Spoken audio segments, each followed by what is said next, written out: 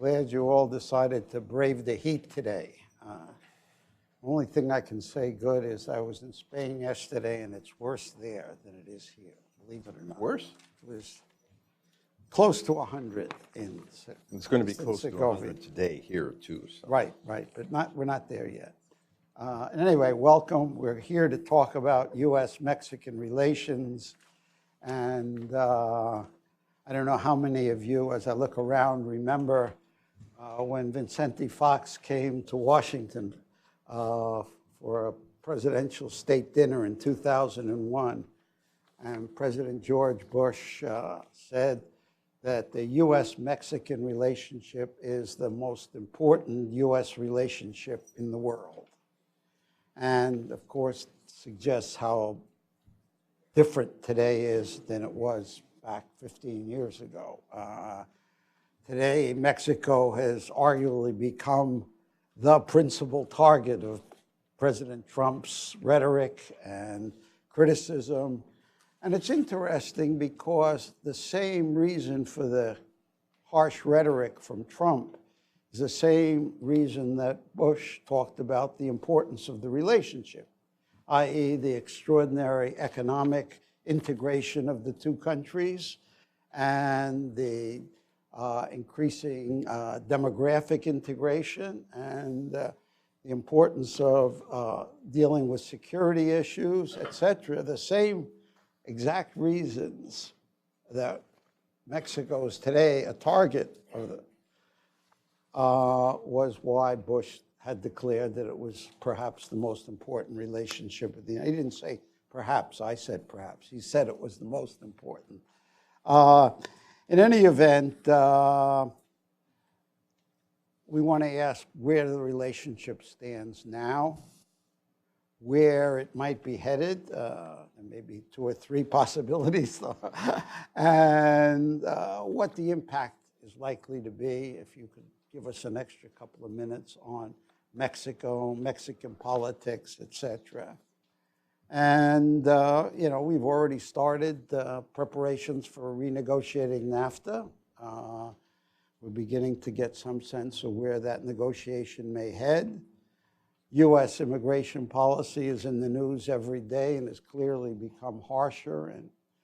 And we're still, of course, waiting to see whether money can be raised to build a wall or not. That seems to be up in the air. But anyway, we're delighted to have Andres Rosenthal here to talk about this. There's probably nobody better to consult with, since in part I sort of see him as one of the designers of the relationship that at least President Bush was talking about. He's a former deputy foreign minister, ambassador to London, founder of the highly regarded Mexican think tank CEMEX. CEMEX is a cement company. Well, the Mexican foreign relations. I'm going to stick with English. What is it? I wish I had founded CEMEX. I wouldn't be here today. Right. Neither would I. In any event, we're delighted to have you here. And I just want to add, because he doesn't need much more introduction, is just that he has been a member of the dialogue for 15 or more years now, a very important member of the dialogue. He writes regularly in the dialogue's daily publication, and he's been a good friend all these years as well. And Michael, by the way, is sorry he couldn't be here. He's staying in Spain, suffering surely in the heat. Andres, tell us where's all this headed? Well, first of all, Peter, thank you. It's great to be back at the dialogue. I hadn't been here for quite a while, certainly since you moved to these very new and very lovely installations. So thank you, and thanks to Michael for organizing this. You mentioned that President Bush talked about Mexico as being one of the most important relationship that the United States has. This is something which has been repeated often by previous presidents as well. I don't believe it. I think that the U.S. has very important relationships with 190 different countries and interests with all of them, and I don't know whether any of them can be considered to be the most important relationship. If you look at what's going, vote here. well, if you look at what's going on today with Russia, with China, Middle East, it's very difficult to sort of pinpoint a relationship as the most important one. But what I wanted to say is that President Trump, has said that the NAFTA, TPP, the agreement with Korea, trade agreement with Korea, are all, each one of them, the worst possible agreements that the United States has ever signed. That's true. And so I think that going from the very most important to the worst, you have an enormous range of different ways of looking at things. Well, okay, the U.S.-Mexico relationship changed fundamentally about 25 years ago when we began to negotiate NAFTA. That was a watershed. That's when we really decided, both in the U.S. and in Mexico, to put aside some of the historical baggage that we had in the relationship and move towards a cooperative, collaborative relationship. We didn't end all of our differences, but we certainly, I think both countries started to look at the relationship in a way in which we looked at the positives first rather than the negatives, and that we built on that way of looking at the relationship. It was, I think, very beneficial to both countries to work that way. It not only allowed us to finish the negotiations for the North American Free Trade Agreement and get it passed in Congress here, Mexico, Canada, but if you look at the 25 years since, it has really led to an explosion in the bilateral relationship, especially in the economics, but also in the social and in the political. And from what I would call maybe not an adversarial relationship, but certainly a more tense relationship that we used to have, we moved to a relationship that was considerably different. Well, in these 2 years since Mr. Trump started his campaign, a little more than 2 years ago, all the way up to today, which is the 6-month anniversary of Mr. Trump's presidency, that has been damaged. That way of looking at the relationship has been damaged. I'm not sure whether it's been damaged irreparably, but it certainly has been damaged. And perceptions both here in Washington and in the US in general and in Mexico have changed considerably vis-a-vis what the relationship means and how the relationship should be dealt with. For the first time in history, the Mexico as an issue became a very important part of the domestic presidential campaign in the United States. We'd had experiences in the past where, NAFTA, President Obama, when he was campaigning, said he didn't like NAFTA, he wanted to renegotiate NAFTA, but of course, nothing ever came of it. It was a political part of a presidential campaign.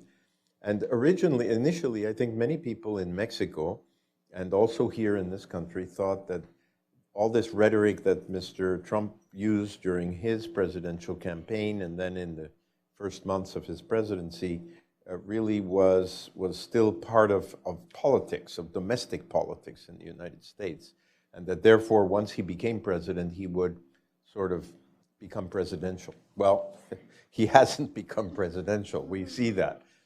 He's still very much on a campaign. He still, I think, wants to prove that he was elected and that he was elected by more votes than Hillary Clinton. And everything seems to be shaped in that framework. And so Mexico continues to be, every 2 or 3 days, the subject of a comment, a tweet, an interview of President Trump, and most all the time in a very negative tone. So whether it's an issue of the wall, or it's an issue of migration, or it's an issue of NAFTA, or it's an issue of undesirable, undocumented Mexicans having to be thrown out of the United States, it's always negative. I don't think I've been able to see anything positive that Mr. Trump has ever said about Mexico, other than that President Peña Nieto is his very good friend. I don't think President Peña Nieto thinks he's a very good friend of Mr. Trump. I think for many of you who know my country, we're generally not aggressive. We like to have good relationships. I think that Mexico has gone out of its way to have a good relationship with the United States, even now. President Peña Nieto invited then candidate Trump in September of last year to come to Mexico. It was a tremendously contested visit in terms of Mexican public opinion. I think if there had been one thing that could have unified every single Mexican against, that was Mr. Trump's visit to Mexico. Then there was the scheduling of a Peña Nieto visit here to Washington in the very first days after President Trump took office. And of course, when our two ministers, Videgaray and Guajardo, were here preparing for that visit, in the White House came the tweets from President Trump against Mexico, and had to cancel that visit. And again, now in Hamburg at the G20, President Trump and President Peña Nieto met for a short bilateral, and the scandal came back when some journalist screamed out, are you still going to have Mexico pay for the wall? And Trump said, yes, absolutely. And that caused a huge brouhaha in Mexico. So listen, I think you all follow this. I don't know where we're going on this relationship. It's very difficult, Peter, to tell you where the future lies. We're doing our best to manage it. I don't know whether we're doing the best job of managing it. We're not alone. Every single country in the world, I think, right now has issues with this administration and with this situation here. Obviously, the Russians and the Chinese and the Israelis and others. I think there's no country yet that can sort of say, even Canada, where Prime Minister Trudeau seemed to be a buddy of Mr. Trump's and managing the relationship in a good way, turns out to be hit by trade issues and softwood lumber and all of these things that recur here in the bilateral relationship with Canada. And interestingly enough, since the objectives for the NAFTA renegotiation were published 3 days ago, the Canadians have turned and have started being very hardline. Even people who were very pro-American, like Derek Burney and others, have started saying, this is not going to work. So where are we going to go with the NAFTA renegotiation, which is obviously one of the issues, not the only issue on the Mexican agenda? We'll see. The negotiations will start on the 16th of August. The first round is scheduled for Washington, from the 16th to the 20th. And then yesterday they announced, the USTR announced a timetable of meetings between now and the end of the year, with the hope here and in Mexico that the negotiations can be quick, and that by the end of the year there can be a signing at least of a framework agreement for the renegotiation of NAFTA. I don't think that's going to happen. I have every confidence that the NAFTA negotiations are going to drag on for quite a while. I don't think that's a bad thing. I know there are political imperatives here because it's a midterm election year next year, and in Mexico it's a presidential election year. So there are political imperatives to get the thing going and to finish before the election in July in Mexico, but trade negotiations are very complicated. And the huge list of objectives that were published by USTR involve very sensitive issues, both for Canada and for Mexico, mostly relating to dispute settlement and to the incorporation of the two side agreements, the labor and the environmental side agreements that were negotiated or signed 25 years ago, being incorporated into the NAFTA. And then there is the issue, in addition to the difficulties for a negotiation on rules of origin, on intellectual property, on dispute settlement, on all the polemic parts of the NAFTA that the US has put out, there is the issue of how to get it through legislative approvals. Now, you know, Congress in this country doesn't seem to be particularly fond of helping Mr. Trump, even though it's a Republican-dominated Congress, nor will there be the same political situation in the Mexican Congress as there was 25 years ago. We have a new legislature coming in September of this year, and then elections in July of next year. And we have a very divided and fairly polarized political situation. So, you know, whether it's going to be easy to get anything through Congress next year is very doubtful. My forecast is we're looking at something more along the lines of 2019 as a possible end to this process to get a new NAFTA. Aside from the trade agenda, we have an issue, or we have issues on migration. Trump, during his campaign and in the first 6 months of his administration, has made it a point of talking about migrants or refugees or people from outside of the United States as almost as enemies of the country, to be stopped at the border or to be expelled if they happen to come into the country. There have not been, up until today, mass deportations, the mass deportations that he announced, that he said he would undertake. But what there has been is a shift, and this is a very important issue, a shift in the targets of deportation. Whereas before, Mexican and other nationalities who were in this country without papers were generally looked for, targeted, if you like, for deportation at the border. Today, they've changed that, and it now covers the entire country.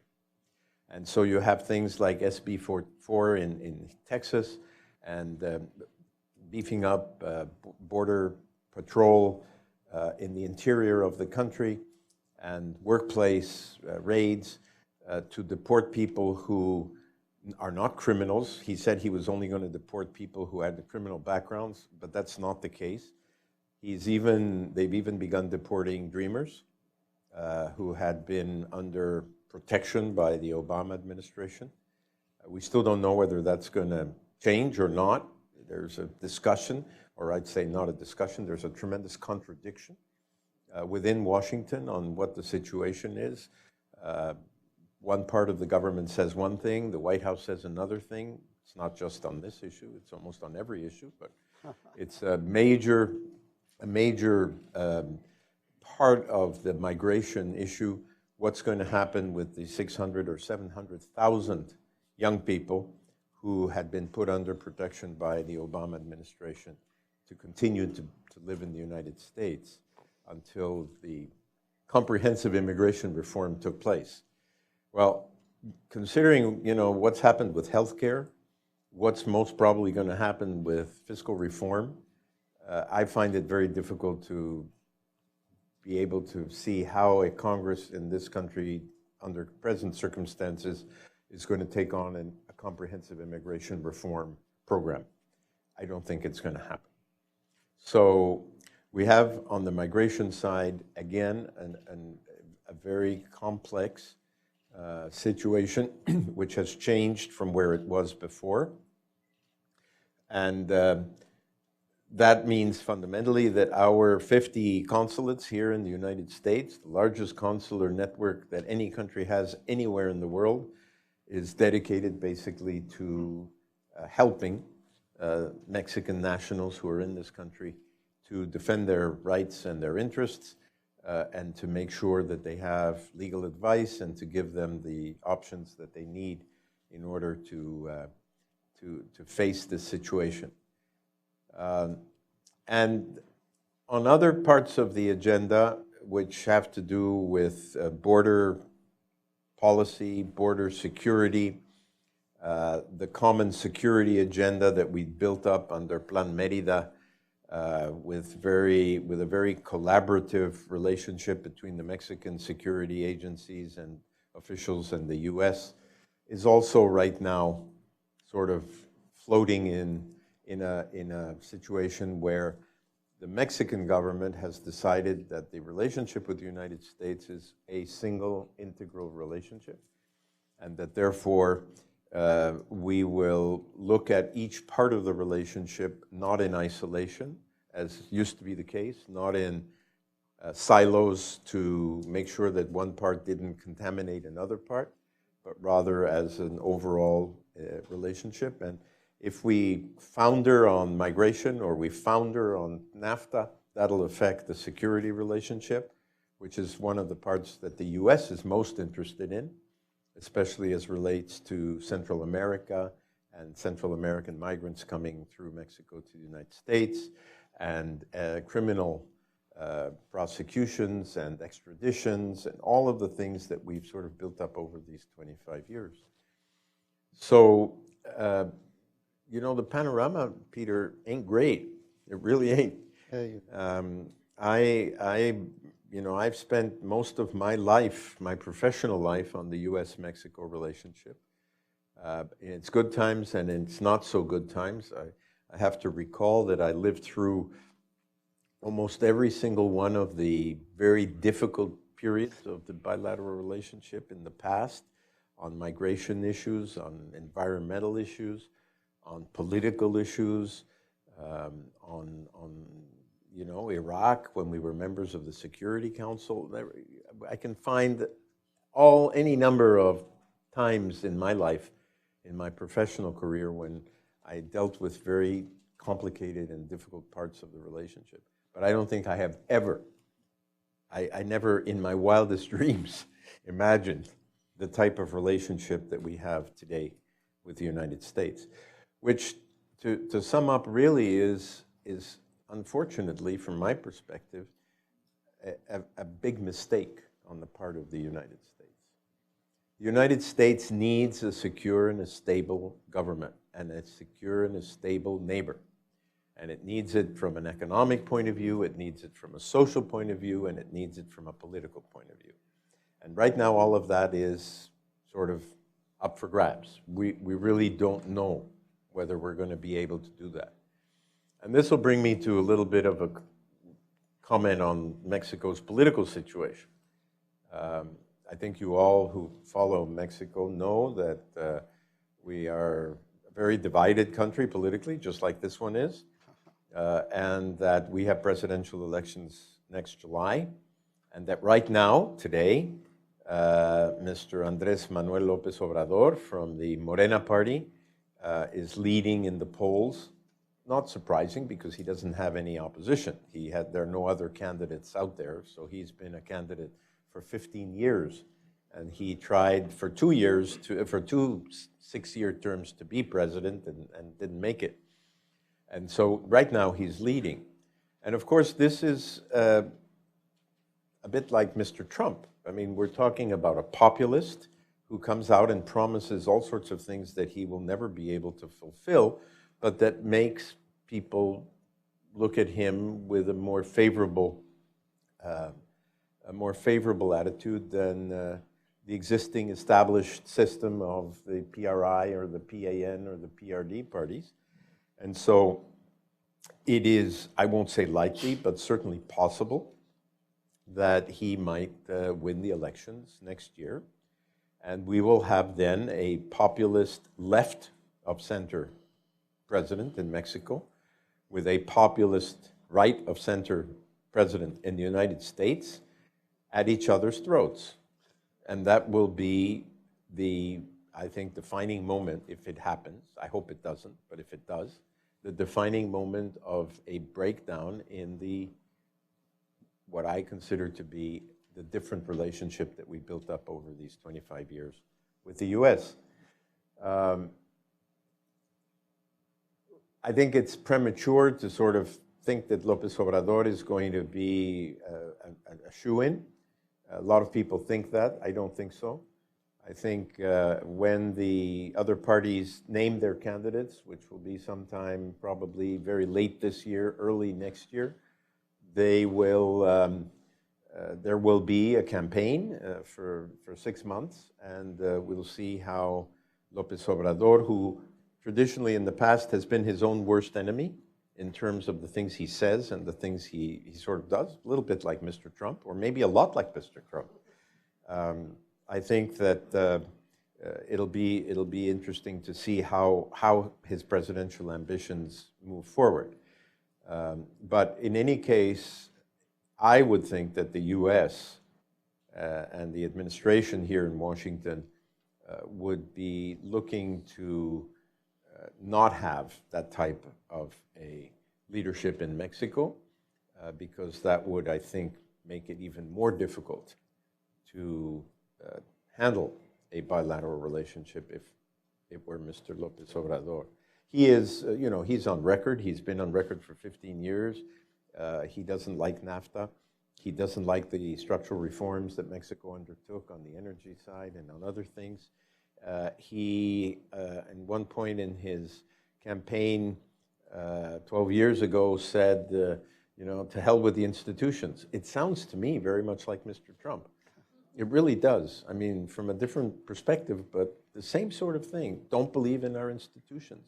They don't, you know, you don't believe in the media. You don't believe in the intelligence services. You don't believe in Congress. You don't believe in the checks and balances system, that the judiciary, you attack the judiciary, you attack Congress, you attack the media. That's Mr. López Obrador. That's exactly what he has been saying for 15 years. So we're not going to be surprised as much, perhaps, as the US has been surprised with the way that this administration and this president has acted. So that's a sort of a bird's eye view. I'm sorry to be. Peter asked me, are you more optimistic now than you were 6 months ago when Trump started? And I said, no, I'm just less pessimistic, which is a shade of difference. Sure, in January, after the campaign and this whole story of how he used the wall, still uses the wall as a sort of a rallying cry to his troops. You know, just the other day he had one of these rallies in someplace here in the heartland of the United States, and they started again chanting, the wall, build the wall, build the wall. I mean, I don't know what he's talking about. You know, he started out with a wall that was going to be 35 feet high and would have beautiful opening doors that would allow people to come in and out in an orderly fashion. Now, the latest iteration of this wall is a solar energy paneled wall with glass so that you can look across to the other side and make sure you don't get hit by any of the 60-pound bags of drugs that are being thrown over the wall by Mexicans. I mean, seriously, it's not serious. It just isn't serious. And it's poisoned the relationship. We don't like walls, obviously. We have already about 600-700 miles worth of fencing and other obstacles on the western part of our border. But this whole idea of building a huge, big, enormous, impenetrable barrier to keep out Mexicans is just I think it's ridiculous. I really do. And I'm sorry that the relationship has sort of pushed itself onto that issue as a rallying cry for President Trump, not only during his campaign, but also now. So there we are. Thanks very much. I think you've lifted everybody's spirits. We can now move into the, I have a couple of quick questions. One is almost a yes or no question. But what is the relationship between Trump's policies and AMLO, Andres Lopez, popular support? In other words, if things work out the way your sort of less pessimistic view leads us, this increases the prospects of a Andres Manuel Lopez Obrador election. Is that correct? It could be correct. I'm not sure it is correct because we have to see what the issues in the presidential campaign in Mexico are going to be. If the issue is going to be the relationship with the United States, you're right. If the issue is going to be, as I hope it will be, more on domestic Mexican problems and issues, economic and social, corruption, impunity, and other issues that we have on the agenda in Mexico, then I'm not so sure. López Obrador has run over the last year or two on an anti-corruption platform. That's what he talks about all the time. He hasn't talked about NAFTA. He has not talked about the United States. He's written about it in books that he just published a book now called Listen Trump, Oye Trump. But he, in his speeches, in his campaign, he has not, he's not addressed this as an issue. He's been mostly looking at the anti-system type of campaign that Mr. Trump ran here. You know, draining the swamp and getting rid of all the people who work in Mexico City and all the political hacks and party stalwarts and corrupt officials. So if that's the agenda for the presidential election, and it's mainly a domestic agenda, then I'm not so sure that the U.S.-Mexico relationship is going to be as definitive in deciding who wins. Let me just ask one follow-up question then. In some ways, what seems to me, I mean, and I may be wrong about this, that what is likely to push the U.S.-Mexican relationship on top of the presidential agenda, or high on the Mexican presidential election, is not NAFTA, not security issues, but how the U.S.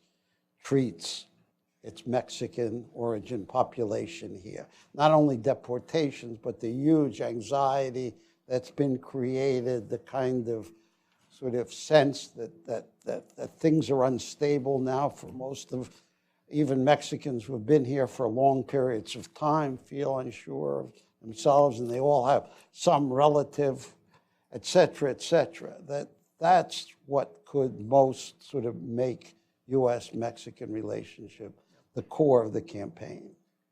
Yeah, I think that's entirely possible, and I think that the way in which this issue continues to be handled here in presidential statements and in things that Attorney General Sessions has done and said he's going to do.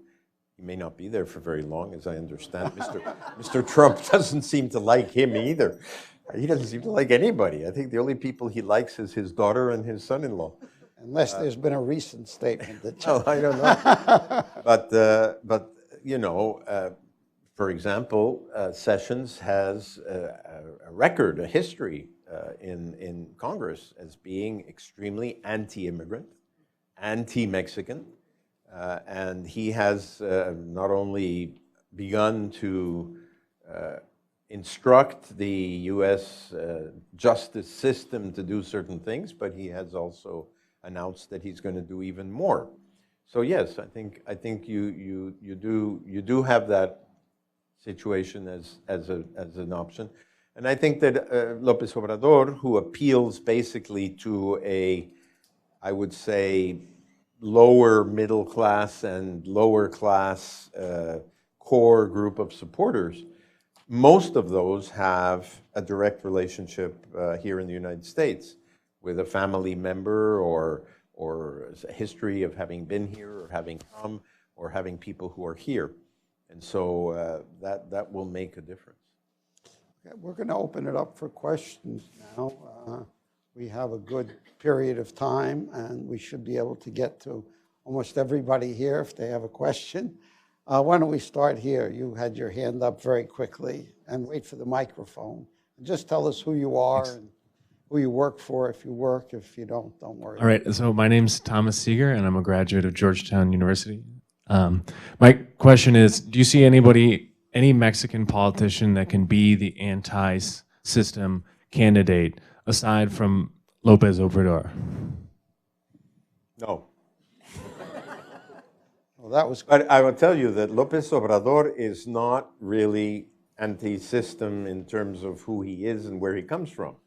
He was a member of the PRI. He was a candidate for governor of his state of Tabasco, which he didn't make.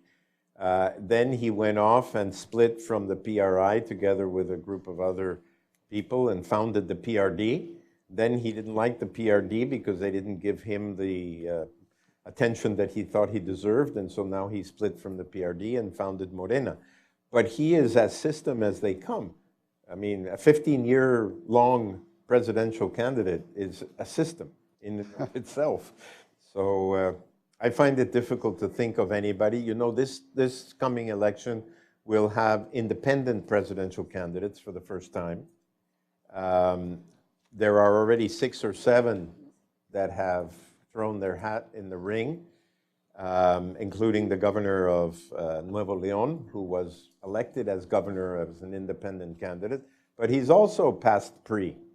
Everybody's passed something in Mexico. I don't know anybody who just sort of, we don't have a Macron in Mexico, although a lot of Mexicans would like to see somebody sort of appear magically that hasn't had some relationship with an established political party. No, but Rios Peter was in Congress. He was a member of the PRD. He then became a member of Morena. Then he left Morena. Then he became an independent. I mean, you know. Let's take one over from this side, which I have been neglecting. Thank you very much. Herbert Francisco Curriarceo, here's a citizen of Mexico. I was wondering if you could speak to the relation or the role that governors today will play in the NAFTA renegotiation discussions versus their role 25 years ago. Here? On both sides of the border. On both sides. Thank you. Well, you know, Mexico, this is embarrassing, but we have 32 states, yeah, in Mexico. 16 former governors of Mexico are today either in jail, fugitives, in jail in Mexico or abroad, or being investigated for some sort of misdemeanors or crimes that they committed while they were in office. 16. I don't think Mexican governors today have any real legitimacy to participate in the NAFTA discussions beyond the economic relationships that certain states have with their counterparts or with the US. On the US side, it's a different story. On the US side, as you know, the National Governors Conference just took place last week. There was a big discussion there about NAFTA. Prime Minister Trudeau went to lobby on behalf of NAFTA there. Our ambassador here was there together with other Mexicans. The governors are very worried about, I mean, even Republican, really real Republican governors are very worried about Trump and about the way he's dealt with this issue.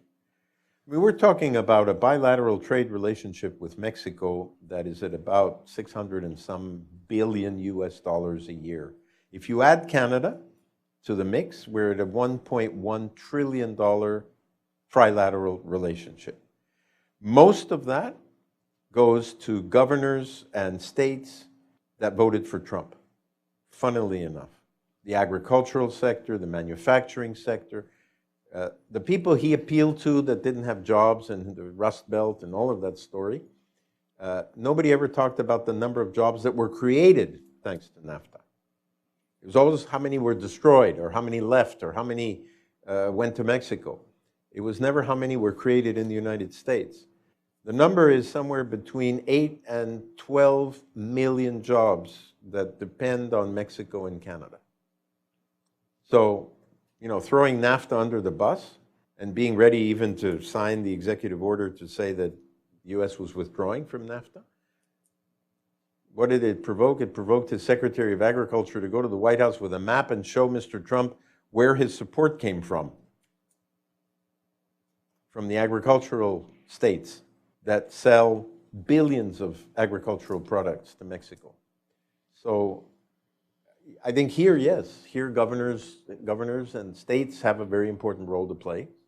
And I think they are part of what we call in Spanish, poderes fácticos, that are pushing back against some of the Trump promises, campaign promises, and issues. Do you get a sense there's a group in Congress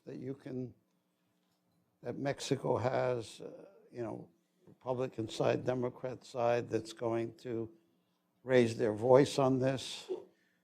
I think there are members of Congress who understand this issue, and I think that they have been out front on it. I don't think it's an organized group. I don't think we have a sort of a caucus of people who are ready to work as a group. But individually, Democrats certainly, and Republicans as well, especially Republicans who are going to be up for re-election in the midterms at the end of next year. I mean, they are going to be very clearly subject to how they dealt with some of these issues relating to their states and their constituencies. Let's go.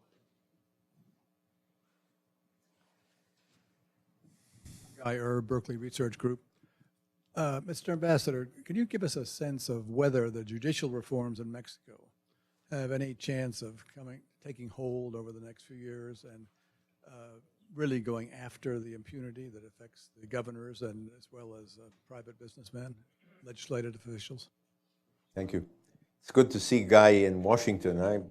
He always asked questions when I went to New York to the Council of Foreign Relations or to other places. The judicial reforms are very much a work in progress.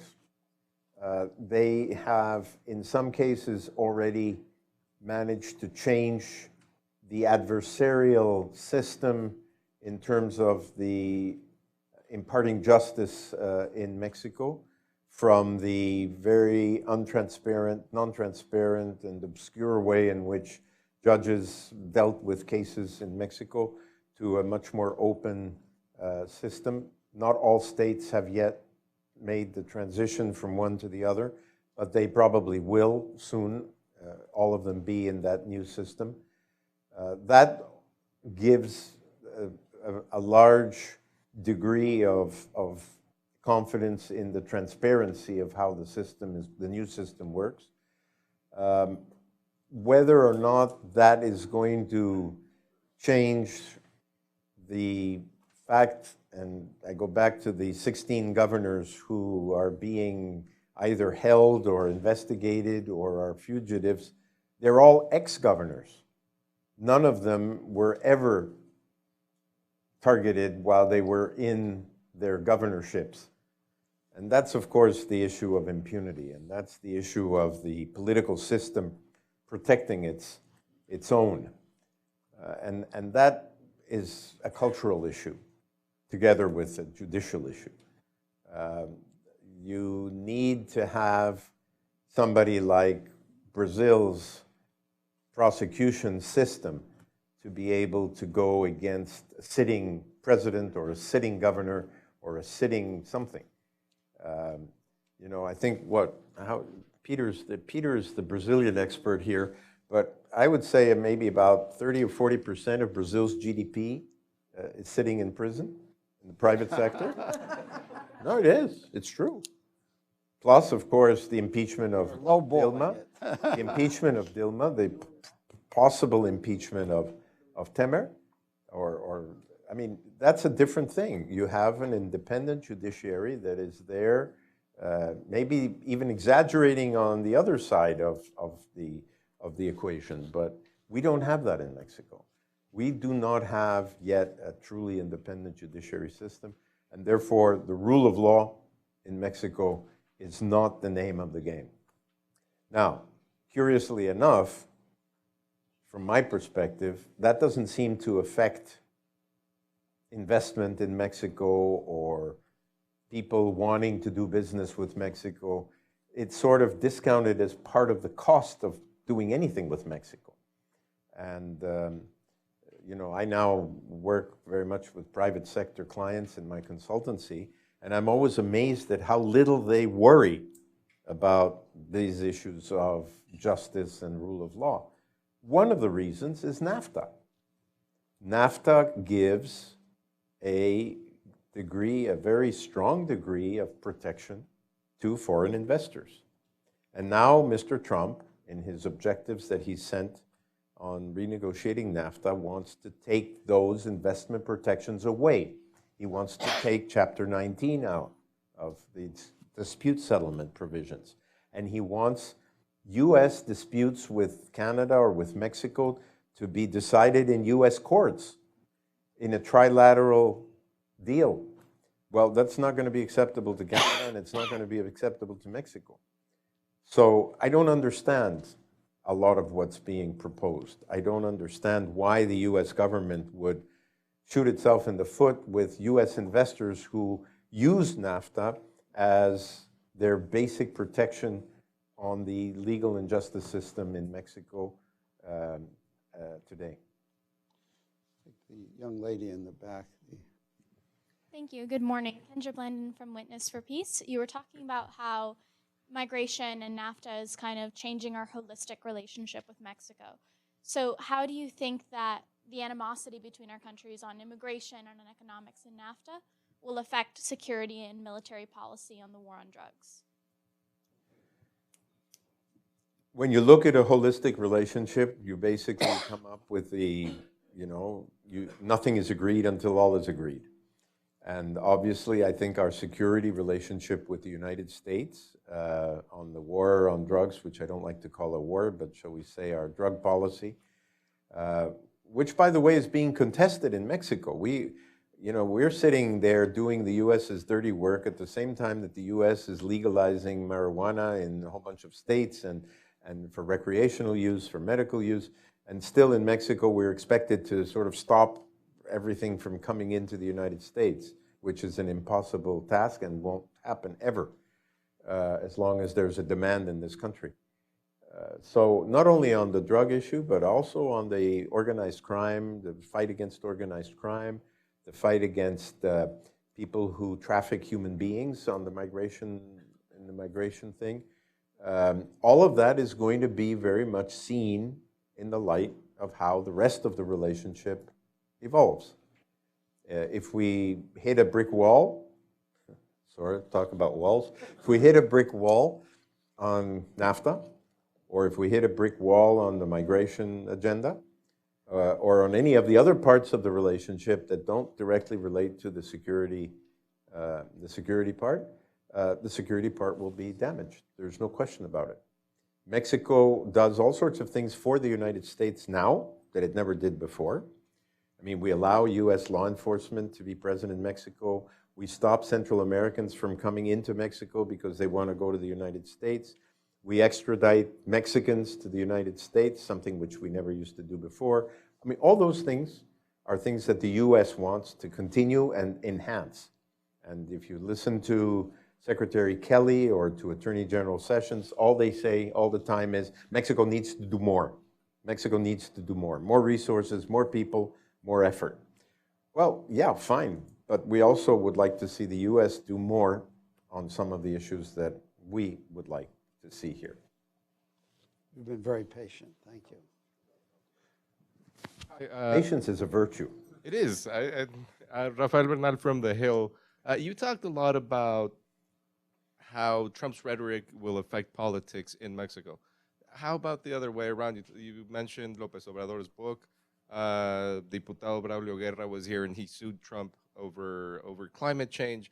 And a lot of Mexican politicians are taking to using Trump as their political piñata, for lack of a better word. Do you think? Not Mr. Fox. No, sorry, I might have missed the most egregious You example. didn't mention Mr. Fox. He was a very good example. Will they benefit politically down there, and will there be any sort of backlash when Americans realize Mexicans are, lashing out against their president? It's a very good question. I think one of the things that I have not yet been able to explain is why, after all these 2 years of Mexico bashing in the U.S. presidential campaign, on the front pages of the papers and on the talk shows and in the debates that the candidates had and so on, there hasn't been an upsurge of anti-Americanism in Mexico.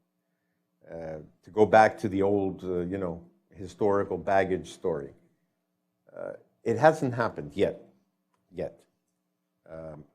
There's anti-Trumpism, yes, and I think people, if you were to take a poll today of how many people in Mexico like Mr. Trump, you would probably find him in the minus category, but not anti-Americanism. And why is that? Well, that has to do with the social structures of the immigrant community in the United States, the Mexican community in the United States, whether documented or not. There are too many people today in Mexico that have somebody or a stake in the U.S.-Mexico relationship. And a major breakdown in that relationship would harm a lot of Mexicans, not only the ones that are here, but future people who might want to come, tourists. Already at the border, the latest statistic I saw was that there was a 22% drop in Mexican tourism to the border, U.S. border states. People don't feel comfortable here. They what you said, Peter, they feel harassed, they feel unwelcome.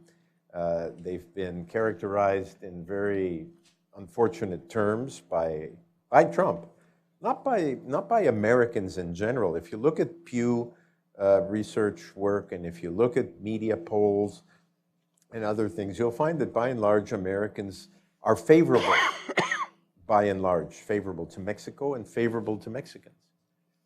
But you have this guy at the top who is obviously well covered by the media, saying these things day after day, time after time, and that eventually erodes a lot of the confidence, if you like, that Mexicans have in the United States.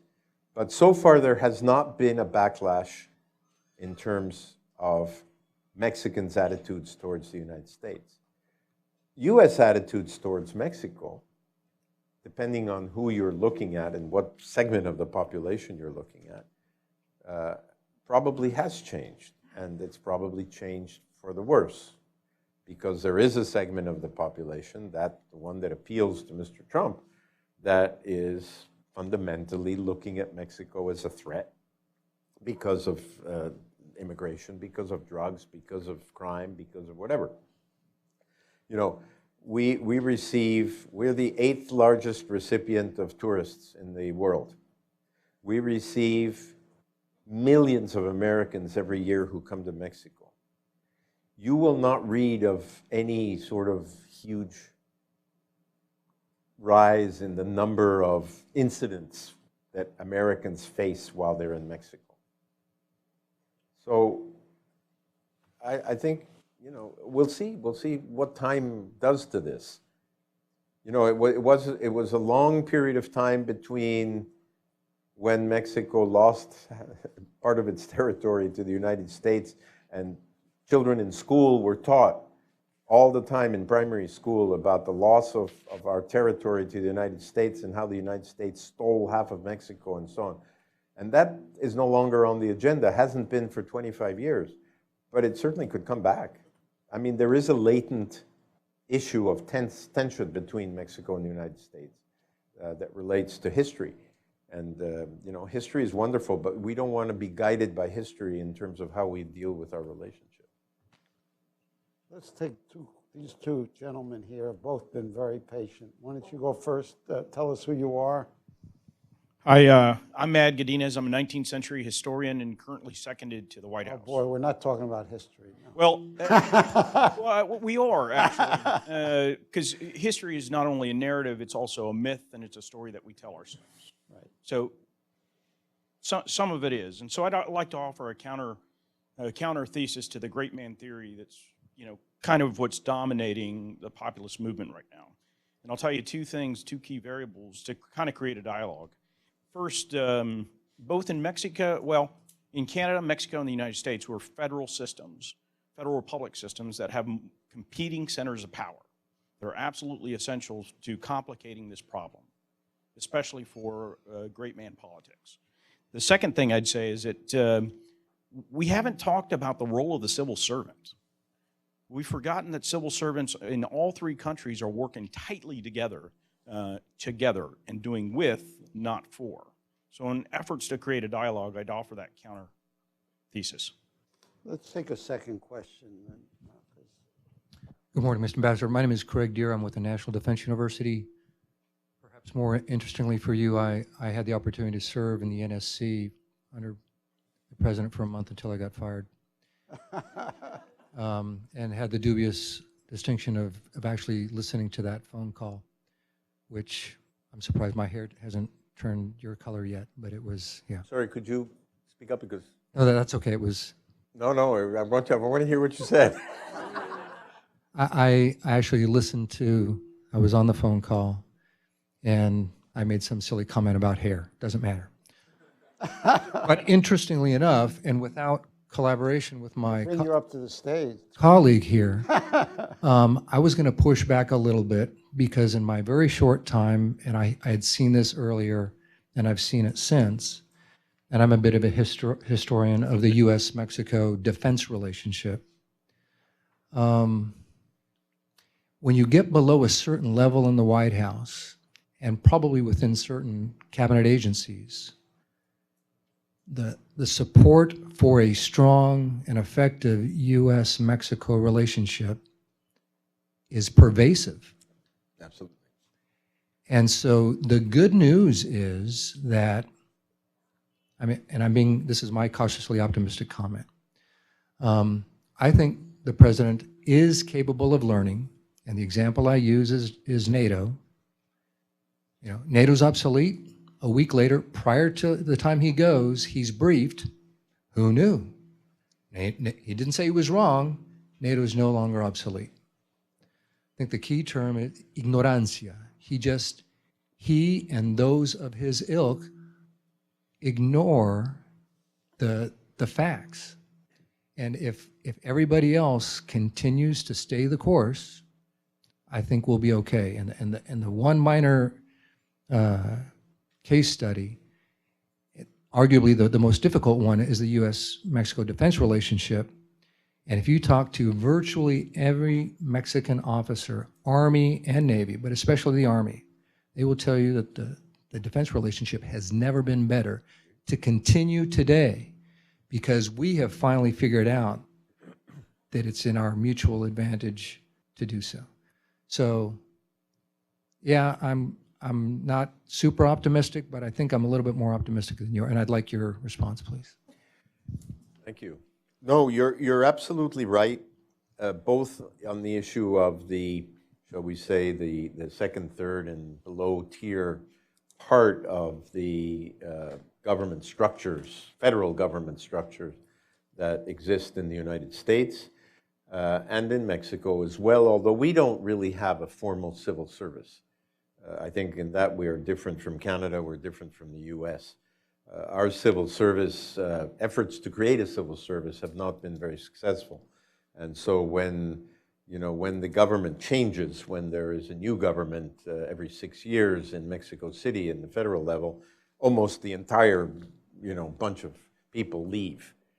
The exceptions being the military and the Foreign Service, and the central bank, and to some extent the Treasury.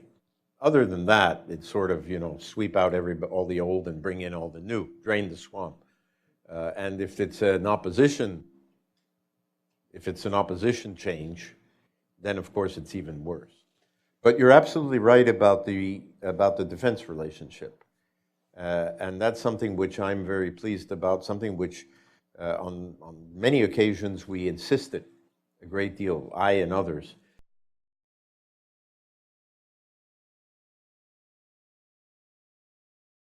Ministers of Defense and of the Navy of Mexico have been here. We now participate in the Junta Interamericana de Defensa, which we never did before. The secretaries of the Army and Navy of the US come to Mexico, and there is a totally different relationship. But never forget that in Mexico, the military are under the president of the country. Unlike your Secretary of Defense or your Secretary of the Army or your Secretary of the Navy that are civilians, in Mexico they are military. And they will follow whatever they get as instructions from the Commander-in-Chief, which we also have. There's an interesting point that I'd tell you as an anecdote. I met recently with General Cienfuentes and with Cienfuegos and with Admiral Vidal, Vidal Soberón. They have two very different attitudes towards López Obrador. The defense secretary is very institutional, and he says, we'll serve, the military will serve anyone who is elected by Mexican people as president. The Secretary of the Navy said something quite different. He was very pessimistic about how the relationship between the military and the López Obrador presidency would evolve. So, I agree with you. And to your comment, sir, I hope very much that there is an educational process going forward in terms of how the White House thinks about Mexico. But if you read the first 2 pages of the document that was just sent about the objectives on renegotiating NAFTA, the first 2 pages, those were written by Steve Bannon, not by Lighthizer, not by USTR. And those repeat all of the same stuff that we've been hearing for the last 2 years. So, if there is an educational process, we need to see it. And we need to see it soon, because in the presidential campaign in Mexico, this will become an issue. Dolia, you're going to have a tough question, right? I didn't see He's Dolia. raising Dolia's up here. here, gosh. Hola. Tell us who you are, though. Some of us know, but others might not. I'm Dolia Esteves, and I'm a journalist. Y una amiga. Y una amiga del embajador desde hace muchos años. Muchos años. Sí. My question has to do with this last thing you referred to, which is the objetivos. We can't hear you. No está prendido tu micrófono, creo. O acércatelo más a la voz. Acércatelo más. Okay. Eso. My question has to do with the objectives for renegotiating NAFTA that were released on Monday. I got here late, and I apologize for that, so I don't know if you already covered this. But I was wondering what you think of these objectives, aside from the fact that what you just said, that you think, I don't think you know for a fact that Bannon wrote the first 2 pages. If you do know for a fact, that's a good piece of information. But anyway, so I wonder how much maneuvering room, the Mexican negotiators will have in the table once it starts next month, from the standpoint that Peña Nieto popularity hit 13%. So he's a very weak president, not to mention he's a lame duck. So I wonder even if they want to make concessions, if they have the political clout to do that. Can I add something to that question, Olya? I just read today an article in a Chilean magazine that had an interview with your Secretary of Economy. Guajardo. That I can never get his name. Guajardo. Guajardo. That says the real objective that the United States has put out there is to reduce the deficit. And that's what the whole negotiation is about. Now, I haven't read the whole interview. I read a very short part of it. But do you have any sense that that's really at the core? Do we take another question? Well, or you want me to answer let's this go one? on. This is a good question. Mine, no. Well, when I say that Steve Bannon wrote the first 2 pages, Dolly, I don't know for a fact that he wrote the first 2 pages. But the reduction of the trade deficit is very much part of his agenda, not only of his agenda, but the agenda of the people who are with him in the White House. And Trump has picked up on that, and that's his mantra. The trade deficit with Mexico or with China is huge, and we have to reduce it. Now, I studied economics, and I assume there's somebody in this room that also studied economics, or several. A trade deficit in a national perspective is very different from a deficit in a business. If you run a business, if you have a company, you don't want it to have a deficit, obviously. You want it to make a profit. In international economic relationships, deficits, trade deficits, come about for the very simple reason that a country within that system spends more than it saves. It's as simple as that. The US has been spending more than it saves for a long time, and that's why it has the trade deficit that it has. You remove the trade deficit with Mexico, if you could, you will have it somewhere else in the global system. It'll go to China, or it'll go to India, or it'll go to some other country. But the mantra that Trump and Bannon and these people have put on the table is we've got to reduce the trade deficit. The US will not be able to reduce the trade deficit unless it changes its domestic economics to save more than it spends. Why do the Chinese have a trade surplus with the world? Because they save much more than they spend. So if the objective of NAFTA renegotiation is to reduce the trade deficit with Mexico or with Canada, the only way you do that is to move that trade deficit somewhere else in the world. It's as simple as that. Now, let's take the example of the Ford factory that Mr. Trump pushed the Ford leadership to change from having a plan to put it in Mexico to keeping it in the US, which was his objective. Well, that factory now is going to China, okay? The Ford has announced that they are going to produce the Focus in China instead of in Mexico. What happens? A car produced in Mexico, any car on average produced in Mexico, has 40% US content. That is, 40% of what goes into the car is coming from the US, is made in the US. In the case of China, the average is 4%. What is going to happen? US economy is going to be hurt by this decision. Not only from the point of view of employment and jobs, but also in the point of view of the components from the US manufacturing sector that go into cars made in Mexico.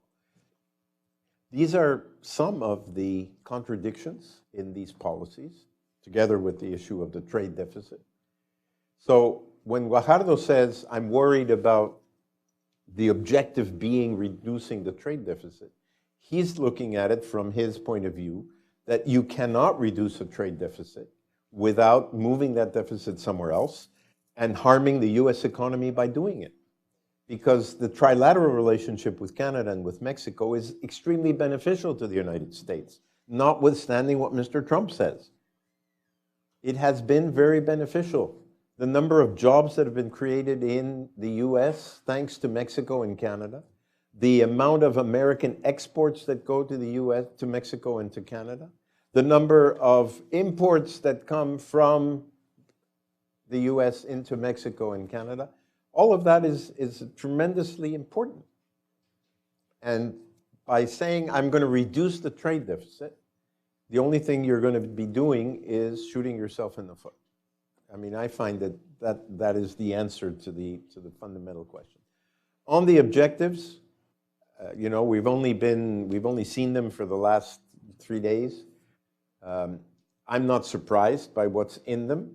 I find them to be quite general in terms of their sort of saying, we shall try to, we shall attempt to, we shall, you know, they sound more like a sort of a wish list than specific things that could have been put in.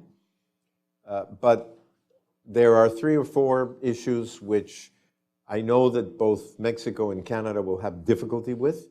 One is the dispute settlement issue. For the reasons I mentioned, it's not so much because we are on the winning or losing end of NAFTA disputes.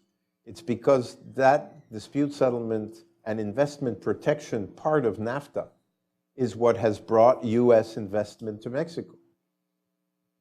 And if you take that away, you are potentially making it more difficult for investors to be in the country. And this, Canada has exactly the same position on this. So the issue of dispute settlements, the issue of bringing the 2 side agreements from 25 years ago into the NAFTA, not because we have any problem with the issues. Most of these have been solved in TPP negotiations. Almost everything that is in the objectives, almost everything that's in the objectives that were published on Monday were discussed and negotiated in TPP. Doesn't say that, obviously, because Mr. Trump thinks that TPP is the worst ever agreement that we've ever signed in our lives. But they are from TPP. And Mexico and Canada were a party to those negotiations together with the United States. So I'm not worried so much about the details of moving the side agreements into NAFTA. But it's going to be difficult. It's going to take time. And we're going to have to sit down and try to figure out what type of dispute settlement provisions we're going to have in NAFTA. Because if you remove the ones we have, Chapter 11, Chapter 19, or you tinker with them or you change them, you're changing the underlying structures of what has been built over these last 25 years. In addition to that, you have rules of origin, you have agricultural subsidies. I mean, we just went through a very complicated negotiation with the United States on sugar. Sugar is one of these managed trade parts that are not in NAFTA because the United States has a particular farm support bill type of arrangement with the sugar industry. We would like sugar to be part of NAFTA. If we're talking about free trade, let's have free trade in everything. Why do you take pieces of the trading relationship and pull it out of NAFTA and say that's going to be, you know, you're going to restrain your exports or you're going to manage it in one way or another? The Canadians have a big problem. They have a supply management system in their dairy industry. As we heard when Mr. Trump went to Wisconsin, he wants to dismantle that. Are the Canadians ready to dismantle their domestic supply management system? I don't know. They haven't been able to do it so far. They attempted to do it a little bit with their agreement with the EU, but it's not necessarily an easy thing to do. The farm lobby in Canada is very strong. The dairy lobby is very strong, just as much as the sugar lobby is very strong in this country.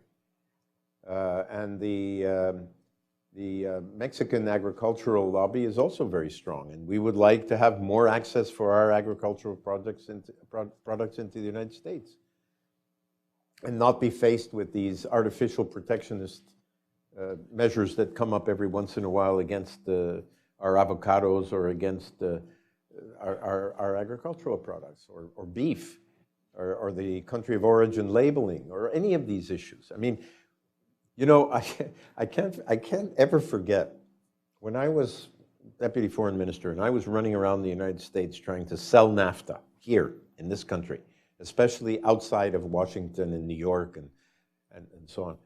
I went to Laredo, Texas, and I spoke to a group of people in Laredo, business people.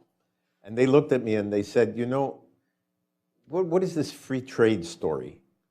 We've looked at the treaty. It's 1,000 pages long, 1,200 pages long. We've had free trade here at the border for as long as we can remember. Things moved across the border freely. There weren't 1,200 pages of regulations about how free trade was not free.